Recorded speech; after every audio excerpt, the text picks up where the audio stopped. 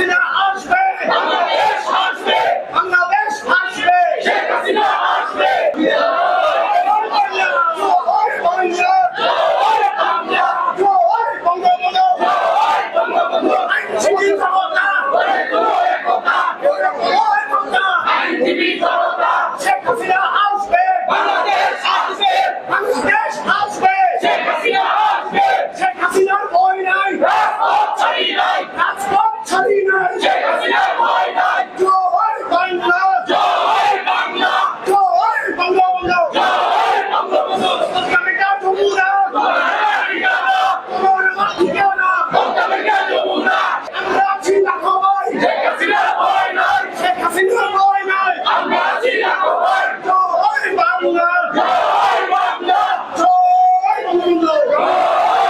এনসিপির মুখপাত্র সার্জিস আলম তিনি বলেছেন বাংলাদেশে আওয়ামী লীগ আর কোনোদিন ফিরে আসতে পারবে না। তিনি যে মন্তব্যটা করেছেন এটা কতটুকু সঠিক বলে মনে হয় আপনার কাছে?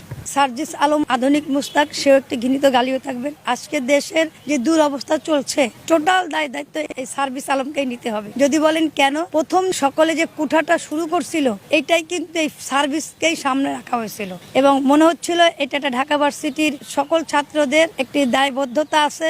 সকল ছাত্ররাই লেখাপড়া করে, কোঠা কিছু হবে না, কোঠা বিলুপ্ত হয়ে যাবে। স্বাভাবিকভাবে যার যার যোগ্যতা বলে মেধাকেই প্রাধান্য দেওয়া হবে। এই যে মেধা না কোঠা, কোঠা না মেধা, এই যে একটি স্লোগান, এই স্লোগানের প্রথম মুখ্য ছিল হচ্ছে এই সার্ভিস। জানোয়ার বলেন, দানব বলেন, বাংলাদেশ ধ্বংসকারী বলেন, এদের কথা কোনো মূল্য নেই। এরা আজকে বলছে জয়ন্তী শেখ হাসিনা আসবে না, কালকে জননেত্রী শেখ হাসিনা আসলে পায়ে ধরবে এবং বলবে আমাকে মাফ করে দেন। জয়ন্তী শেখ হাসিনার গান গাবে, বলবে তাদেরকে জামাত শিখিয়ে দিয়েছিল, জামাতের কথায় তারা কাজ করেছে। এরা এমন একটি মুস্তাক, পা ধরতে সময় লাগে না, আবার লাথি মারতে সময় লাগে না। এটা বলতেছি এই কারণে, এরা যে কথাগুলো বলতেছে, বঙ্গবন্ধুকে যেভাবে ভাঙচুর করছে, আধুনিক মুস্তাকের মুখ দিয়ে আমরা শুনেছি আমার বঙ্গবন্ধু।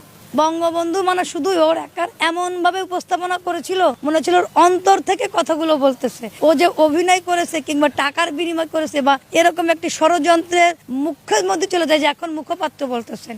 2 দিন পরেই এই দলটাই থাকবে, আপনি মুখপাত্র বলতেছেন। আওয়ামী লীগকে বলা হয় দক্ষিণ এশিয়ার মধ্যে একটি বৃহত্তম রাজনৈতিক দল। সেই দলটি এভাবে জনশূন্য হয়ে গেল কিভাবে? একই সঙ্গে রাজনৈতিকভাবে তাদের যে কাঠামো, সেই কাঠামো ভেঙে যাওয়ার কারণ কি ছিল?